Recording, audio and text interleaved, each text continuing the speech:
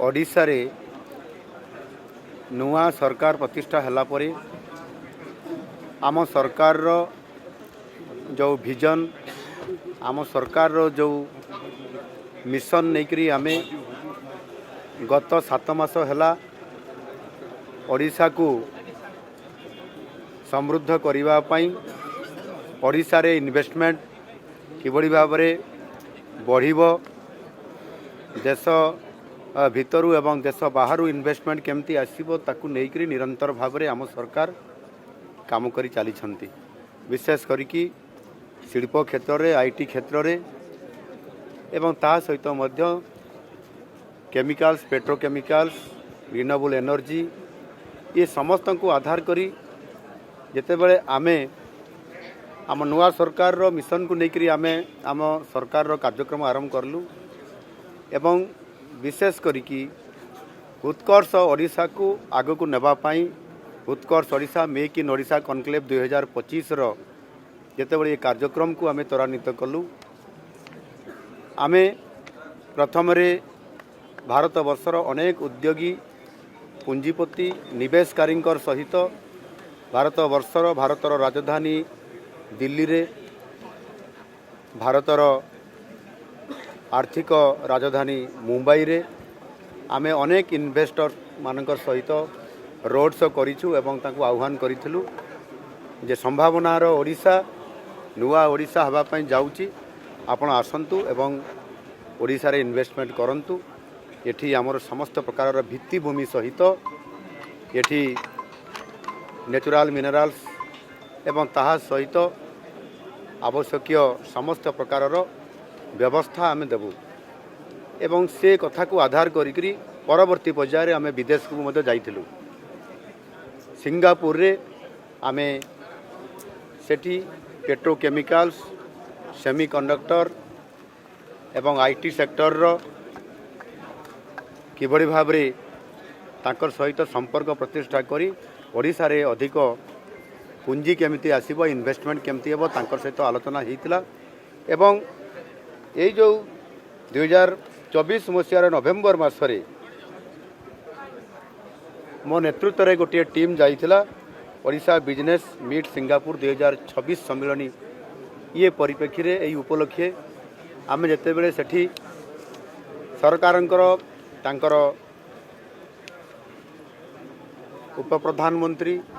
एवं विभिन्न विभाग मंत्री मानकर सहित आलोचना हेतिला सेठी भी उद्योगपति मानकर सहित आलोचना हेतिला एवं राष्ट्रपति को आसीबा पाई मध्य सिंगापुर रो आमे तांकू निमंत्रण करिथिलु एवं आमे जो 5 दिन रहिलु ता भितरे अनेक इंडस्ट्री पोर्ट एवं आमर विभिन्न प्रकार आईटी सेंटर आईटीईएस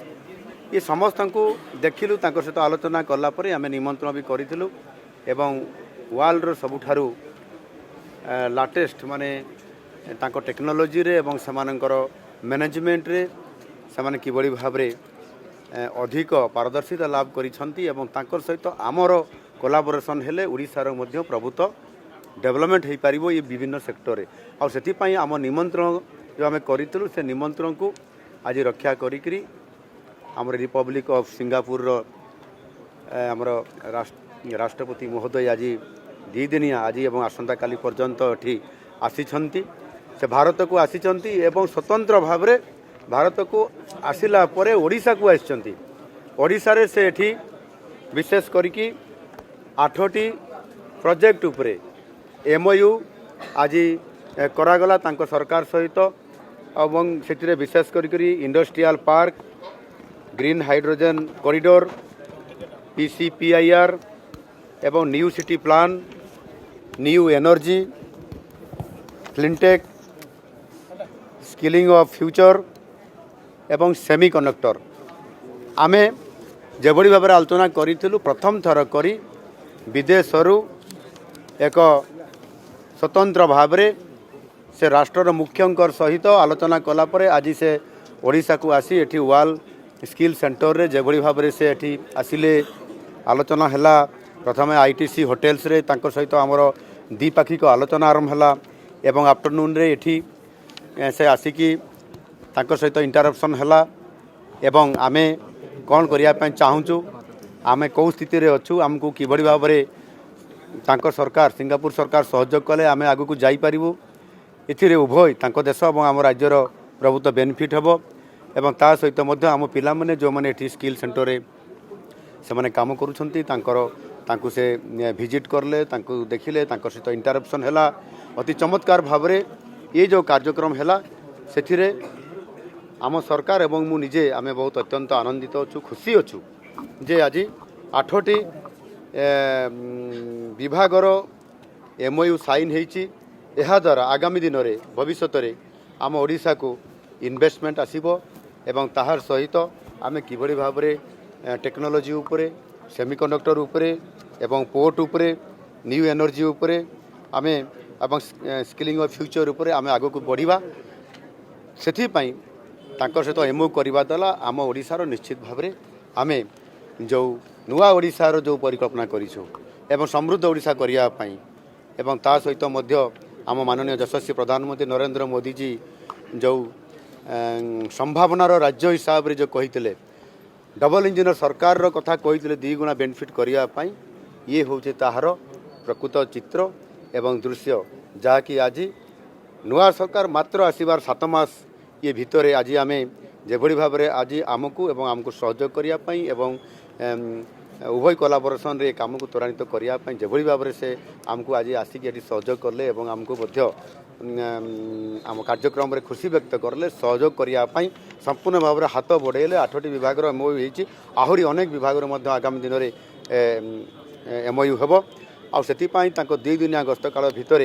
से ओडिशा को आहुरी जानिबा पाई से आसंता काली विशेष करी आमर जो रही रघुराजपुर रे जो आमर जो पट्टचित्र अच्छी एवं आमर आयुष्मान आरोग्य मंदिर जो अच्छी ताकू से परिदर्शन करेंगे ता उपरे से देखला परे विजिट कला परे ता उपरे से जीवे विश्व प्रसिद्ध आमर जो कोणार्क सूर्य मंदिर अच्छी ताकू से देखिए ये समस्त कथा को ओडिशा को से जानुछंती देखिए एवं आमर जेभली भाव में एठी मैन पावर अच्छी एठी आमर इंफ्रास्ट्रक्चर आज अच्छी एठी पोर्ट अच्छी एठी आमर मिनराल्स अच्छी माइन्स अच्छी ये समस्त को देखिक किभली भाव में आगामी दिन में ओडिशा सहित संपर्क प्रतिष्ठा कले ओडिशार अर्थनैतिक क्षेत्र में आमर ग्रोथ इंजिन हिसाब से काम करिवो एवं सिंगापुर मध्य सही अनुसार से तांकर संपर्क रे तांकर मध्य विकास हो पारिबो सेतिपाई ए जो आज MOU साइन हैला निश्चित भाव में ओडिशार प्रभुत्व लाभ हो आगामी दिन में ये समस्त विषय आपण माने को विषय जना ये पर्याप्त विषय भितर मु आपण मान को एतकी कहबी जो सेक्टर आम करूछु आम ओडिशा रे जोठी आमर ये यार फिजिबिलिटी रहिबो जोठी आमर लोकेशन आइडेंटिफिकेशन हबो उभय सरकार मिलित लोकेशन को चिन्हट कला परे ये कार्यक्रम खूब शीघ्र आरंभ करा जिवो आउ आमे आगु को बढ़िया पाई ये गोटे प्रशस्त जो काम हैला निश्चित भाव में ता त्वरान्वित हो पारिबो।